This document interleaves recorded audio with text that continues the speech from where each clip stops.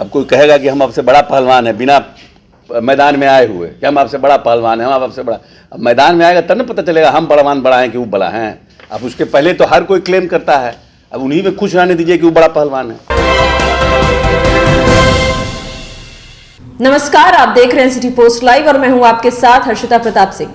13 दिसंबर को भारत के संसद की सुरक्षा में बड़ी चूक देखने को मिली, जिसके बाद से लगातार कई तरीके के सवाल उठ रहे हैं। पूरे देश की सियासत इस वक्त गर्म है। इसको लेकर बिहार सरकार में मंत्री अशोक चौधरी साफ तौर पर निशाना साधते नजर आए केंद्रीय गृह मंत्री अमित शाह पर, और कहते नजर आए कि जो भी सवाल उठ रहे हैं इसके जवाब केंद्रीय गृह मंत्री को देना ही चाहिए, और कहा कि सांसदों को बाहर निकालने से अच्छा था कि इसके बाद एक मीटिंग की जानी चाहिए थे। साथ ही साथ अशोक चौधरी ये भी कहते नजर आए कि जो रैली नीतीश कुमार की 24 दिसंबर को वाराणसी में होने वाली थी, जो कि अब रद्द कर दी गई है, इसे अब जनवरी में कराया जाएगा, क्योंकि हम लोग कार्यक्रम कराना चाहते थे, इसीलिए जनवरी में अब अच्छे तरीके से नीतीश कुमार का कार्यक्रम वाराणसी में होने जा रहा है। साथ ही भाजपा पर तंज कसते हुए नजर आए अशोक चौधरी, कहते नजर आए कि जो लोग अभी मैदान में उतरे भी नहीं, ऐसे में खुद को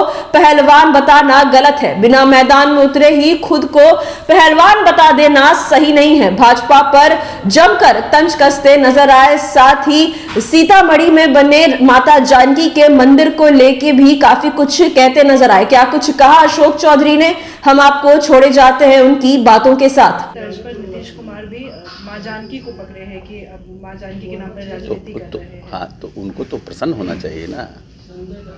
भारतीय जनता पार्टी के लोगों को अगर विचारधारा की राजनीति करते हैं तो उनको प्रसन्न होना चाहिए। महात्मा गांधी की बात करते हैं, खाली राम को लेके चलिएगा तो कैसे काम चलेगा? ये देश तो सीताराम से चलता है ना भाई। तो सीताराम से देश चलेगा और सीता को आप भुला जाइएगा। और हम जब सीता को अपने, सीता हमारी है ना भाई, सीता बिहार की हैं, हम बिहार के हैं, तो सीता माता के उद्भव स्थान को पर्यटक स्थल में अगर हम विकसित कर रहे हैं तो ये प्रसन्नता ना उनको होनी चाहिए। तो इतने घटिया मानसिकता के लोग हैं, इनको हिंदू परंपरा और हिंदू धर्म से कोई मतलब नहीं है, इनको सिर्फ राजनीति से मतलब है। इसीलिए ना भारतीय जनता पार्टी के विधायक, भारतीय जनता पार्टी के मंत्री, भारतीय जनता पार्टी का वर्चस्व और पटन देवी मंदिर के गर्भ स्थान को बदल दिया गया, किसी को कोई चिंता नहीं हुई। एक व्यक्ति ने भारतीय जनता पार्टी के लिए चिंता व्यक्त नहीं किया। मां पटन देवी का गर्भ स्थान 3 साल से बदला हुआ था। नीतीश कुमार गए, उनको चिंता हो गई, उन्होंने अपने विधायक, अपने मुख्यमंत्री विकास योजना से उस मंदिर में पैसा दिया और अपने सहयोगी जो उनके पार्टी के एमएलसी हैं, विधान पार्षद, उनसे पैसा लगवाया और मंदिर का निर्माण करा रहे हैं। तो चिंता बोलने से नहीं होती है, चिंता करने से होती है। भारतीय जनता पार्टी चिंता करती है लेकिन काम नहीं करती है। नीतीश कुमार चिंता भी करते हैं और काम भी करते हैं, यही फर्क है।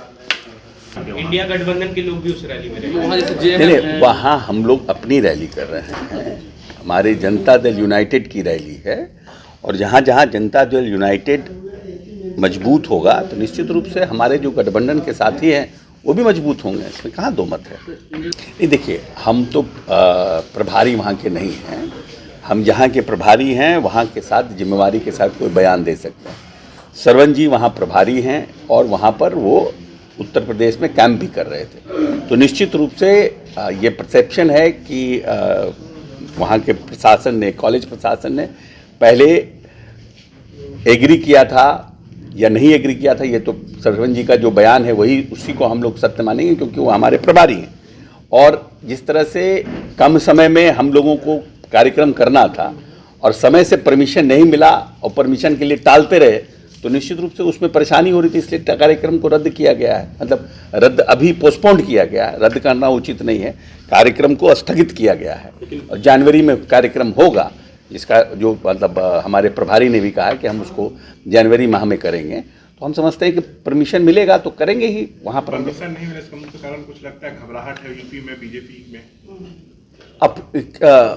अब जिनका कॉलेज है वो घबरा गए, जिला प्रशासन ने उनको घबरवा दिया क्या हुआ ये तो भीतर का ही बात जानेगा, लेकिन हम लोग तो कार्यक्रम करना चाहते थे। इनका कार्यक्रम बीजेपी के लोग ये कह रहे हैं कि नीतीश कुमार मतलब एमपी में भी चुनाव लड़े और जो उनका वोट प्रतिशत आया है उस डर की वजह से उन्होंने इस रैली को कैंसिल कर दिया। अच्छा, खुश रहे बीजेपी वाले, यही समझ कर क्या कर सकते हैं। अब कोई कहेगा कि हम आपसे बड़ा पहलवान है बिना मैदान में आए हुए, क्या हम आपसे बड़ा पहलवान है, हम आपसे बड़ा, अब मैदान में आएगा तब ना पता चलेगा हम पहलवान बड़ा हैं कि वो बड़ा हैं। अब उसके पहले तो हर कोई क्लेम करता है, अब उन्हीं में खुश रहने दीजिए कि वो बड़ा पहलवान है, क्या कर सकते हैं। इसके अलावा बनारस में स्थगित हो गया क्योंकि झारखंड में भी कार्यक्रम होना है। झारखंड में होगा कार्यक्रम, हाँ झारखंड में हो रहा है कार्यक्रम। 21 जनवरी को कार्यक्रम, पहले से डेट हमारा झारखंड का अनाउंस है 21 जनवरी का रामगढ़ में, सिद्धू कानू स्टेडियम में हम लोगों ने रखा हुआ। पार्लियामेंट में की घटना का वो दिन था, और दूध का जला मट्ठा भी लोग फूक फूक कर पीता है, और कहीं न कहीं पार्लियामेंट की सुरक्षा में चूक हुई है, इस बात से इनकार नहीं किया जा सकता है। और पार्लियामेंट की घटना के वर्षगांठ के दिन ही अगर इस तरह की घटना हो, खुदा ना खास्ते कोई बड़ी घटना हो जाती, तो इसका मतलब कहीं ना कहीं सुरक्षा में चूक हुई है, और इसको डिनाई नहीं किया जा सकता। जो लोग सवाल पूछ रहे हैं उन लोगों के लिए भी उनका सुरक्षा का सवाल था। सुरक्षा की जिम्मेवारी भारत सरकार के पास है, तो निश्चित रूप से कहीं ना कहीं इन सब सवालों का जवाब गृह मंत्री को देना चाहिए, और गृह मंत्री को देश के जो पार्लियामेंट के अंदर लोग थे और जो लोग पार्लियामेंट के भीतर लोगों को भेजते हैं, उन सब के लिए चिंता का विषय था कि पार्लियामेंट अटैक के वर्षगांठ के दिन ही ऐसा घटना कैसे हो गया।